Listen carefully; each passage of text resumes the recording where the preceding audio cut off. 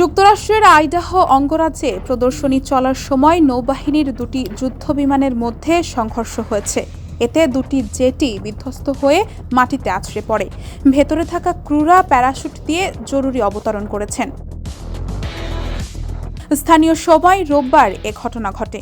একাধিক প্রত্যক্ষদর্শী জানিয়েছেন, দুটি জেটের মধ্যে সংঘর্ষের পর সেগুলোর অংশবিশেষ ভেঙে মাটিতে পড়ে। পরে সামাজিক যোগাযোগ মাধ্যমে ছড়িয়ে পড়া ভিডিওতেও এমন দৃশ্য দেখা গেছে। প্রদর্শনীটি আয়োজন করা হয়েছিল পশ্চিম আইডাহো মাউন্টেন হোম এয়ারফোর্স ঘাঁটিতে।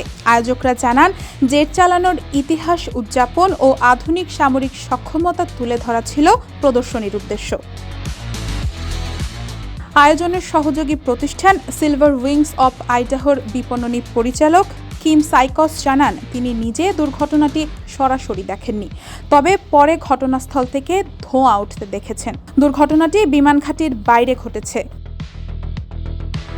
বিমানঘাঁটি কর্তৃপক্ষ সামাজিক যোগাযোগ মাধ্যমের এক পোস্টে জানিয়েছে, গানফাইটার স্কাইস এয়ার শো চলাকালে দুর্ঘটনার পর পুরো ঘাঁটি লকডাউন করা হয়েছে।